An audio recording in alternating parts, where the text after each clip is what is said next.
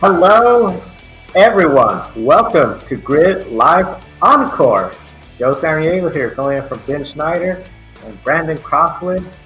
Definitely very excited to be here, filling in, thinking about Ben, his family, and everyone there, of course.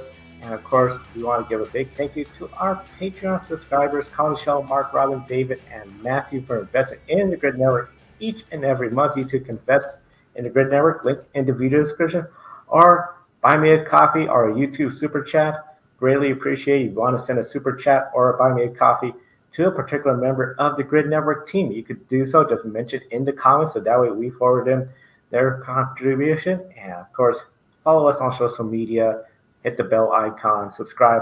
Easiest way to subscribe.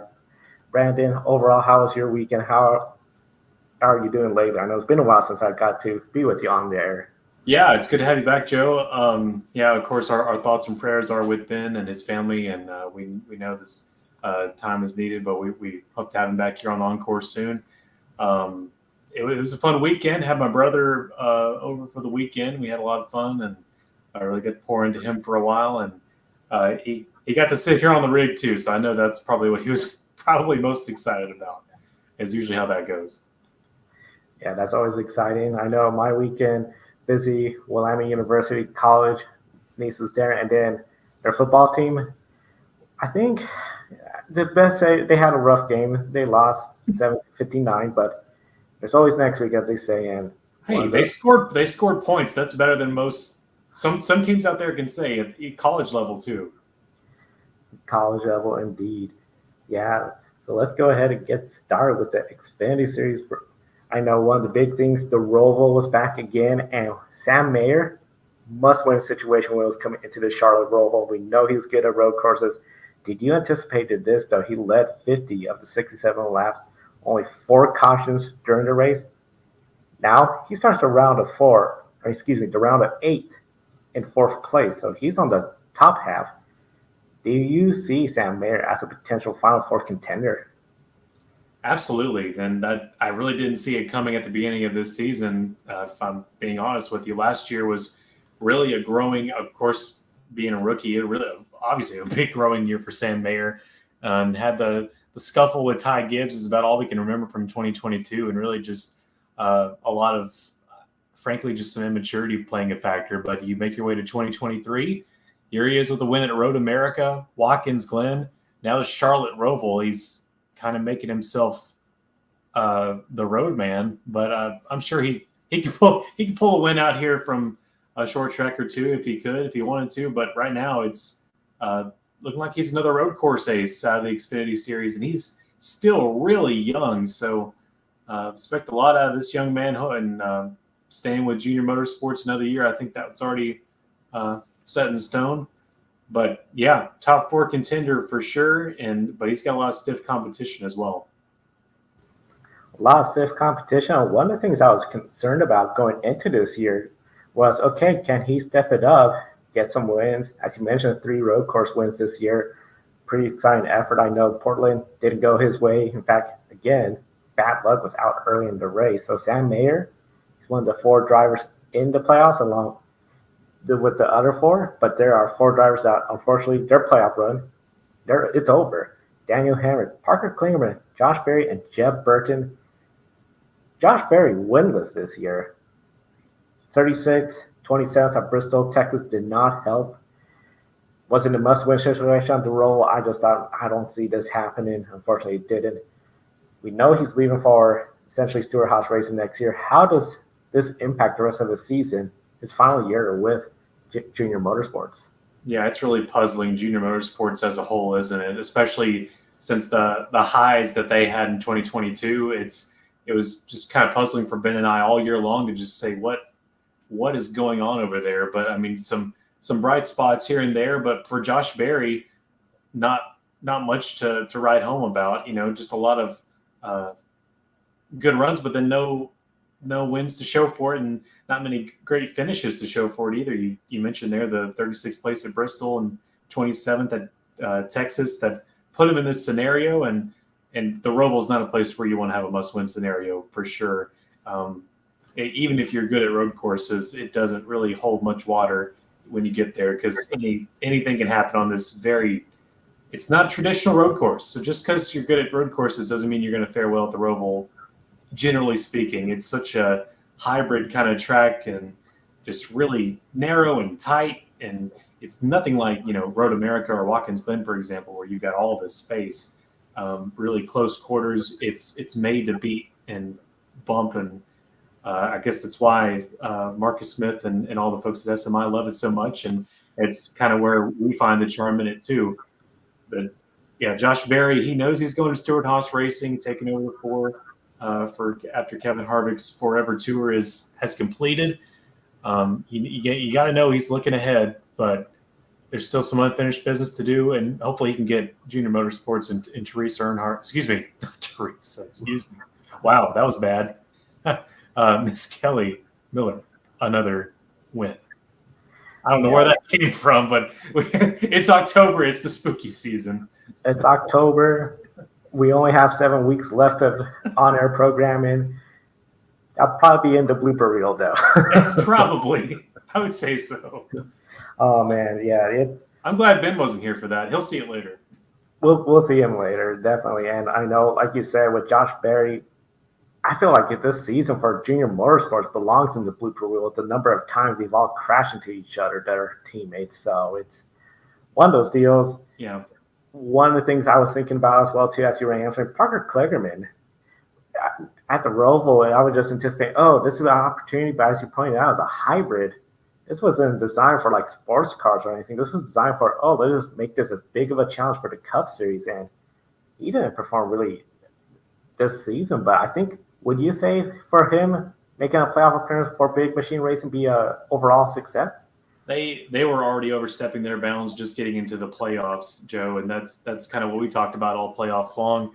Parker Kligerman, Big Machine Racing, they have nothing to be sad about this season. They gave it their all, and it was fun to see how far they did get. And even down there to the line with Daniel Hemrick, it was a 3-wide finish there. I mean, down to the line for the transfer spot doesn't get much better than that. And unfortunately wasn't able to come out on top, but they did everything they could there, and hats off to the whole Big Machine Racing team. And they're not going to go anywhere for next year. I hope they still bring the same power.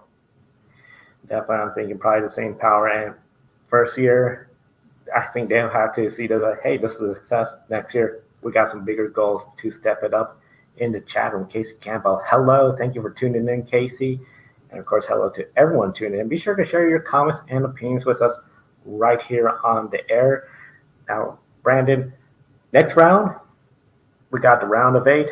Bottom 4, you have Cole Custer, who, of course, a couple wins. He's 5th, but he's only 2 points outside the cut line. He is ahead of Chandler Smith, Sheldon Creed, and Sammy Smith. The top 4, John Hunter Nemechek. I think everyone anticipated that. He has to be probably the favorite. Austin Hill, Justin Allgaier, and Sam Mayer, thanks to that win. Who do you think is most likely to fall out of the top 4? Especially, we know Custer, he's going to try to get into that top 4. It's pretty close here. Cole Custer, of course, the only Ford worth much in the entire Xfinity Series, and we kind of knew that coming in, but coming down to Chandler Smith, Sheldon Creed, Sammy Smith, it's going to be tough to tell. There's a lot of different characteristics here, and but I really don't know what it's going to take for him to get through there. Las Vegas coming up, and then Homestead and Martinsville is what they have to deal with here. So we'll have to look back at the tape and see who can handle these 1.5 miles, because that's the majority of it. And then if you get stuck in a must-win scenario, it's going to come down to Martinsville, and and it's another place. It's designed that way. It's another place where you don't want that to happen. But I don't cover it and wait for you to come back. Way it goes. Brandon, I know I was asking the question with the schedule for the Xfinity Series coming out. We see how the IndyCar Series, their schedule came out. A lot of people were not exactly happy or excited about it. The Cup Series schedule, mixed reviews. We know the Olympics playing a little bit of havoc, the 2-week break, Daytona, not the regular season finale. How would you rate the Xfinity Series schedule, considering there's not a whole lot of changes except Iowa is now added, and Road America is now gone.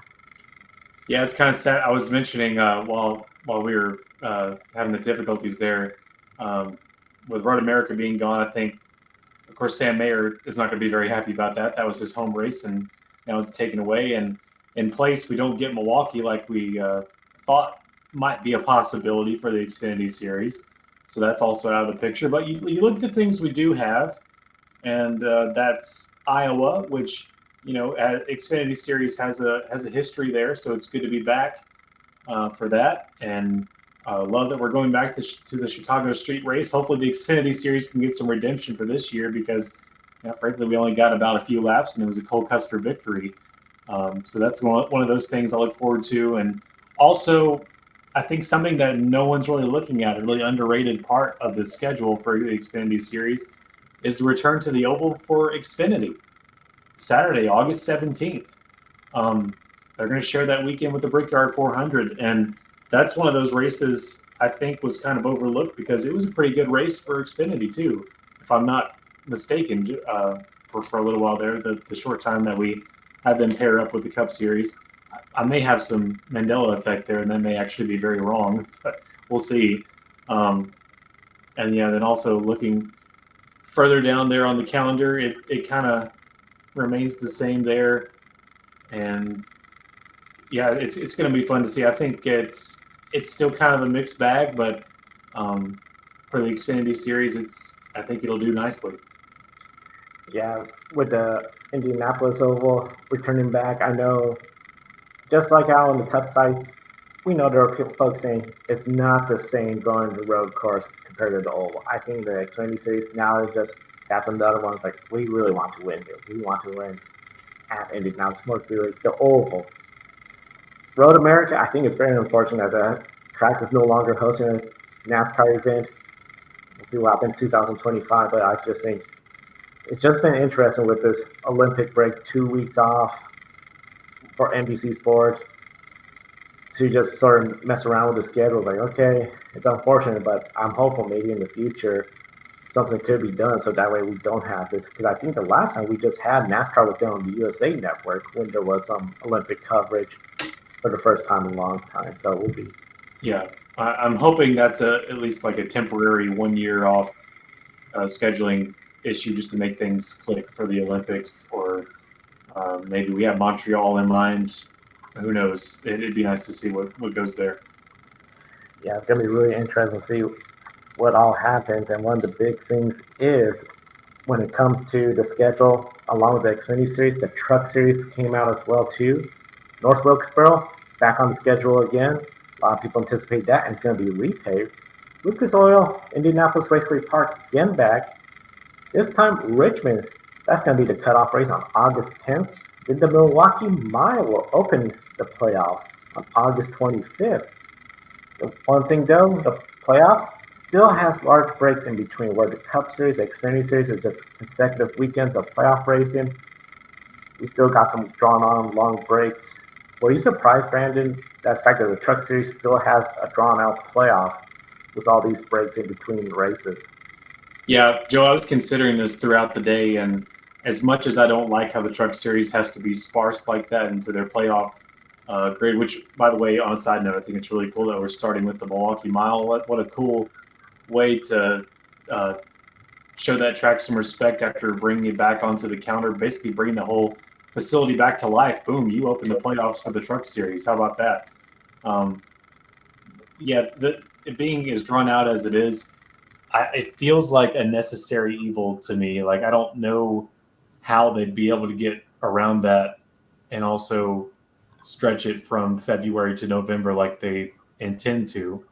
Because I may be thinking dumb here, but like the only solution would be to just, if you want them to be closer together, they would have to end in August, or just if they want to maintain their season length. Like the answer is not to make the Truck Series season longer, because these teams, they can't afford that. The crew they plan their year around having all those extra weekends off. That's how they roll, and you're not going to be able to change something like that just overnight.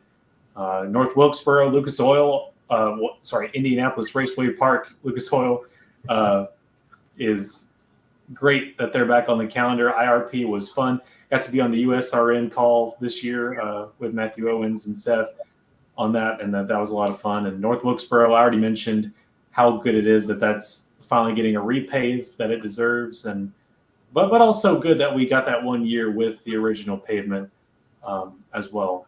But yeah, I'm curious what you think about that, because I don't think, as much as I understand why people want it to be closer together, I think the logistics behind that make it where that's just not a possibility.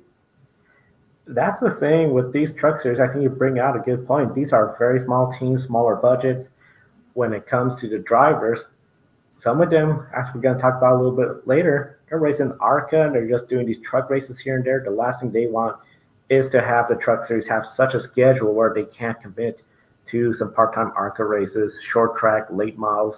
These are still very young drivers that are coming up through the ranks, and this modern day of NASCAR racing, it seems the drivers are coming up younger and younger, and we're seeing that across the board of motorsports.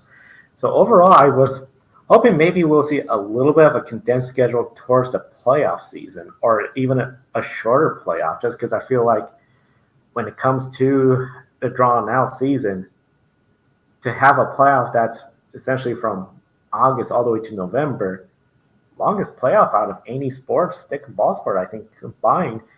But it just so happens, we have so many weeks off, and you wouldn't see this really in any other professional sport where playoffs. Can you imagine, like, okay, we're ready for our big championship game or series, but we're going to take 3 weeks off and wait for it. It's just, Yeah, I mean, the only solution really I can think of is just the trucks would have to end earlier, and you just had the rest of the year. Oh, we may have lost connection again. Yeah, the only true scenario I'd see there is having trucks just end in August or something. I mean, I guess we'd be okay with that. I see you're back, so that's a good sign. Yes. Yeah, early end day for the truck series, I don't think will be the end of the world. I mean, yeah, you'll probably lose everyone ends at Phoenix, but maybe they could figure out something else where, like what we saw in Portland, USF series, not all of them ended in Portland. We had a couple that ended a little earlier, and then they just brought the championship over for the big championship ceremony. So it's going to be really interesting what they do. Speaking about playoffs, the playoffs usually they traditionally hype up the intensity of each series. We're seeing in the Cup Series what it has done from transforming the 10 races when you had no playoffs. Depending on the season, it was really good or really exciting, or in Matt Kenseth's case, very much a procession to the championship. Then we had the chase, the 10 race format, and it just seemed to be another 10 race procession. Now we have these smaller rounds, like in the Cup Series, 4 rounds of 3 races. In the Xfinity side and the Truck Series side, do you feel the playoff has added more attention and excitement to the respective series since the switch to this elimination style playoff? I know I said this word a lot in the past couple of weeks, and I was trying to avoid this episode, but I'm going to have to say it. It's the P word. Personally, yes and no for Xfinity and trucks. Yes and no.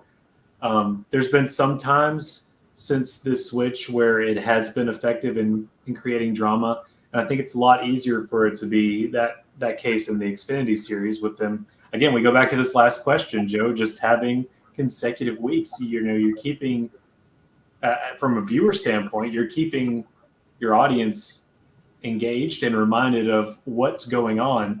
But whenever you have the playoff format translate over to the Craftsman Truck Series, well, you have a 2-week break and you come back. Honestly, sometimes I forget. I know there's probably some diehard fans that remember these things, but sometimes I forget who's in the round of 8, who's in the championship 4. It's kind of like, not going to translate to a soap opera or something, but you want to remember previously on the NASCAR Craftsman Truck Series, and they'll remind you of these things, but I think overall it has provided excitement, but sometimes But these lower series, I feel like it's kind of been inconsequential, especially also. I think it has a lot to do with the car, the Xfinity car, and the truck as well.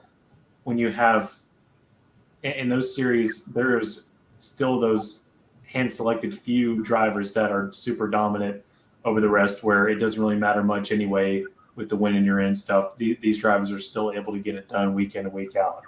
And when overall in the Cup Series, where it's a lot more spec car, we have consistently had much more parity than Xfinity and truck. And I think playoff format or not, you're still going to have the cream rise to the top in Xfinity and trucks. Yeah, it's, like you said, it's almost to the point where you sort of forget or lose track of what's going on in their postseason with the breaks. It's going to be really interesting to see how the rest of this playoff goes. And then, of course, next year for both series and their new schedule, now one driver that's going to be switching from the trucks to the Xfinity Series, Hailie Deegan. She's going to AM Racing in 2024. Still Ford back in there. Rumors are Stewart Haas Racing is going to be helping that team out with everything.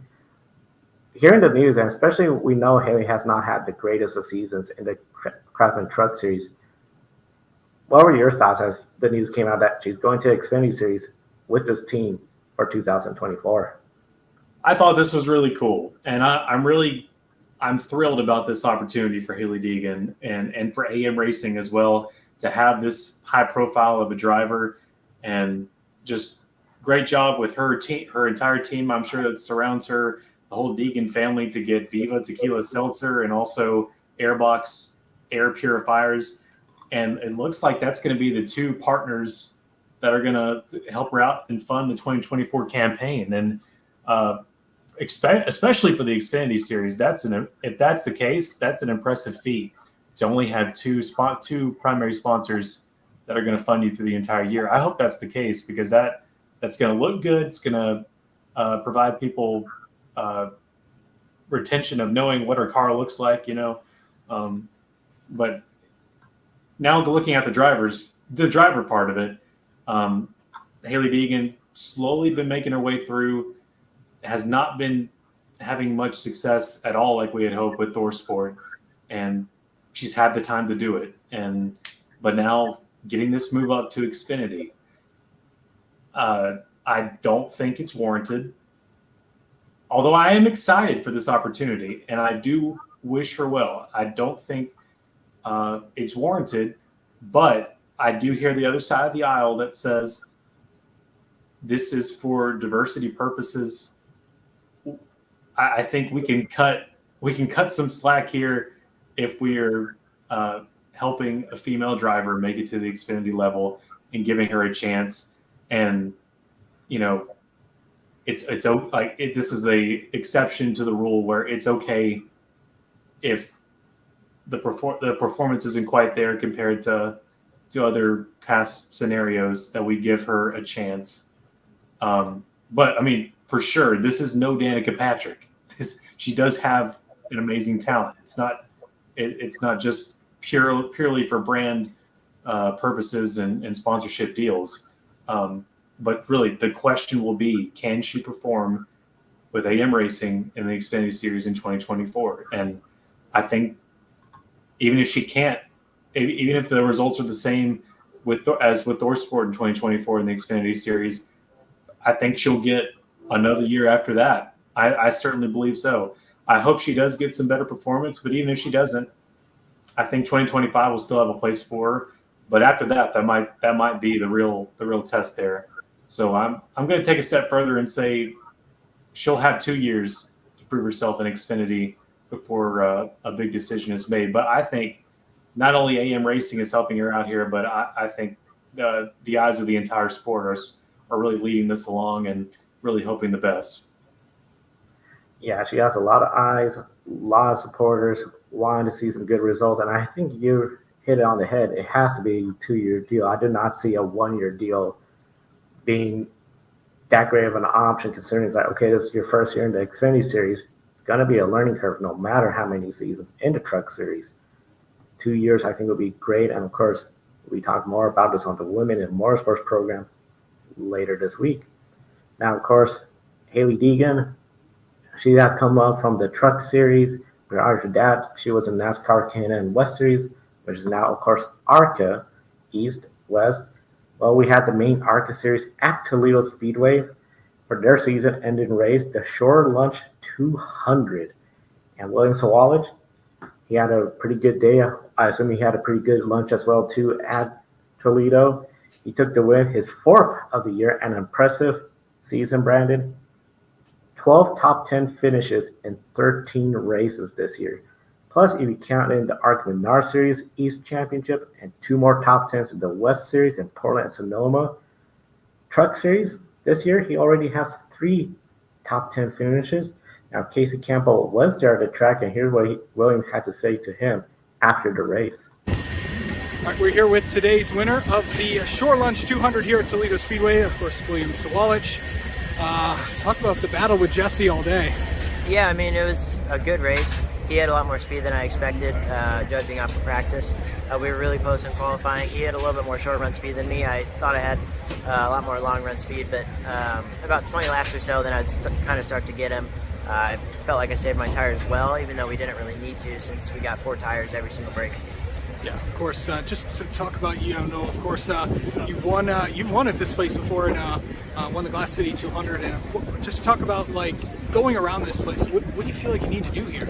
Yeah, 1 and 2, you kind of gotta get pointed for the exit because the radius kind of takes a sharp turn, sharper than 3 and 4. So you kind of got to know the differences between the corners. In 3 and 4, you need a lot of low speed to set up for a good exit on the straightaway. Talk about winning. I know a few weeks ago you took the East title. What was that like for you? And you know, this team has accomplished a lot of things this year. What was it like to get that East deal? Yeah, it's pretty cool to do it at this young of an age. Do it my first year. That just gives us more confidence that we'd be able to do it next year for sure. What's the rest of the schedule looking like for? I know you're gonna be in the ARCA. I think you'll be in an ARCA car and maybe in a truck. What's the rest of the year looking like for? Yeah, so next week I'm doing Winchester 400 in the Super Late Model. Week after that, Tri-County in the Car Stewart race, and then my next ARCA race is Phoenix, and then right after that, the day after Phoenix, I'm going to Nashville for All-American 400. No more truck races for the rest of the year, but hopefully some next year. All right. William, thank you so much, and congrats on the win today. Thank you. Now, Brandon, 2024 full-time ARCA East and more NASCAR starts, and he's 17 years old right now. Do you feel this is the right age and the pathway to go with another series year in the ARCA, expand his NASCAR trucks, maybe Xfinities? Or do you think it's borderline starting to rush it, considering he's right now 17 years old?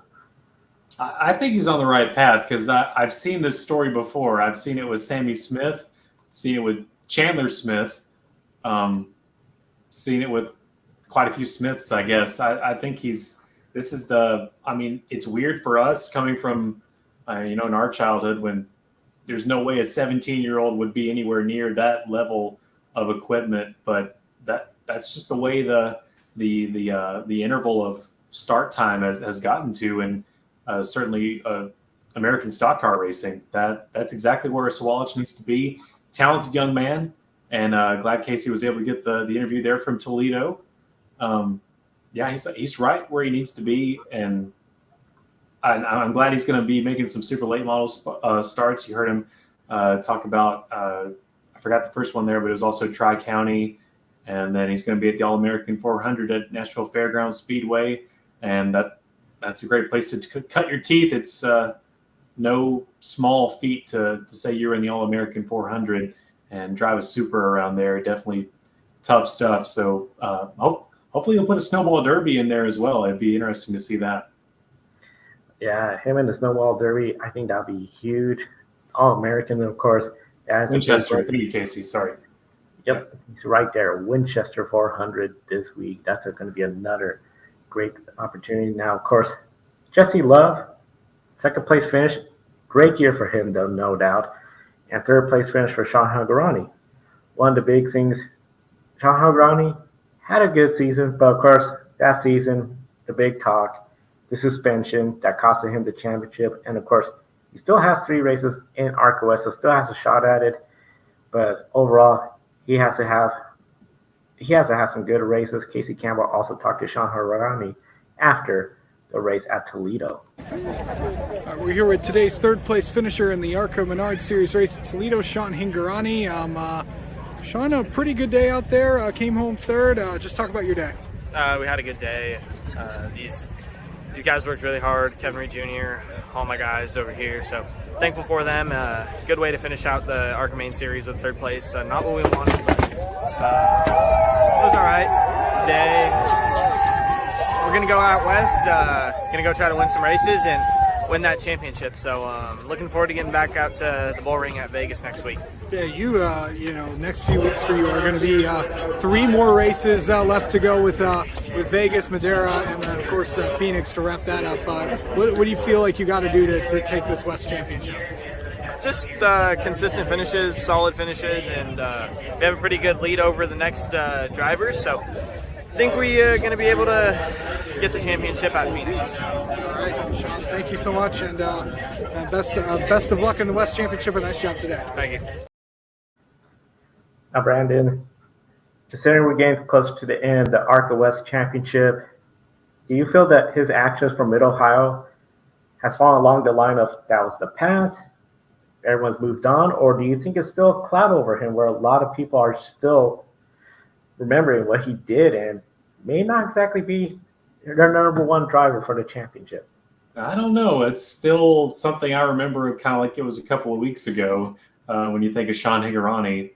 I don't think he's going to be able to just sleep that one off into next season, but we'll see what the main opinions are of the fans and then more importantly, the drivers who will be competing with him. But yeah, it's cool to see his plans here for the rest of the year. And we thank Casey also for getting that interview as well. Yeah, big thanks to Casey for the interviews, and there's a link in the video description of all the interviews from Casey Campbell, including Bonda Smith, Jesse Love, and many others.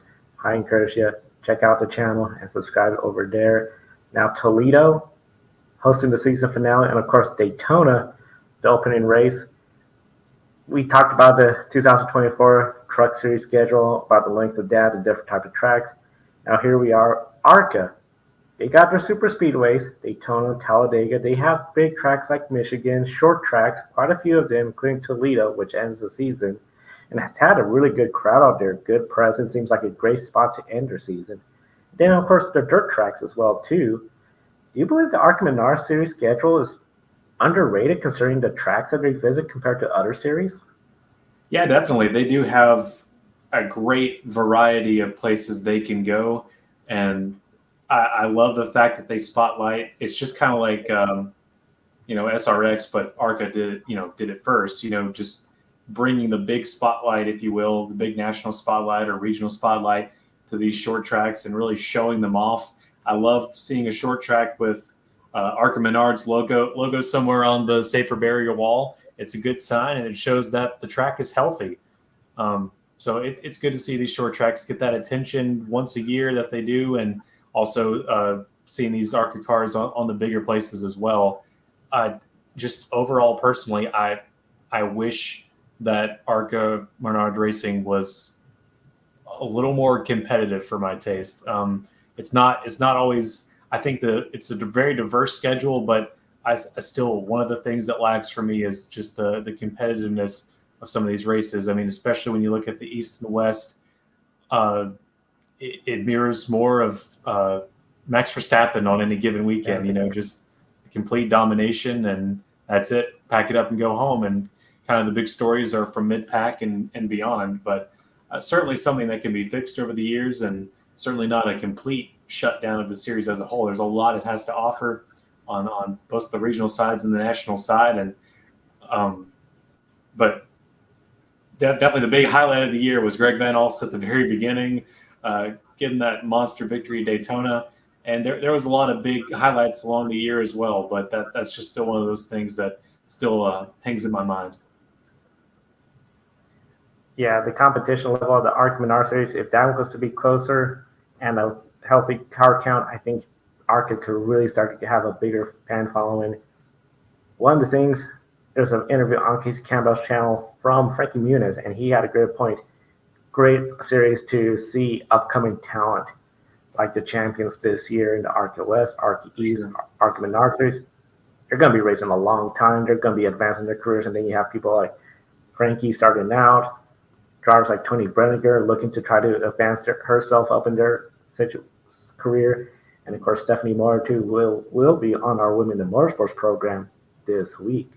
So very exciting week for us right here in the Grid Network. Before we go off, I know, Brandon, when it comes to your one shining moment this week, what is your Grid one shining moment?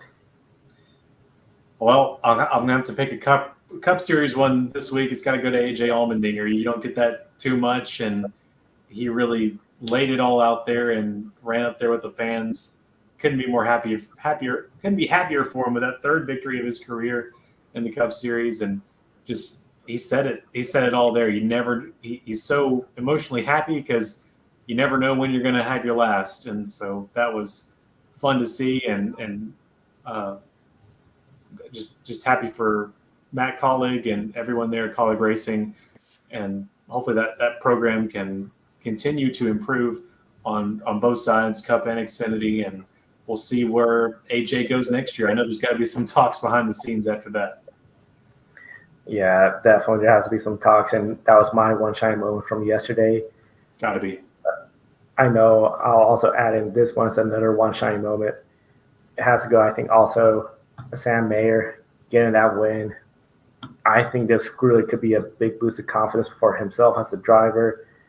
Lead that team to the championship 4. Still has a lot of stiff competition, but if he could do it, I think he's one to watch, even in the championship race at Phoenix.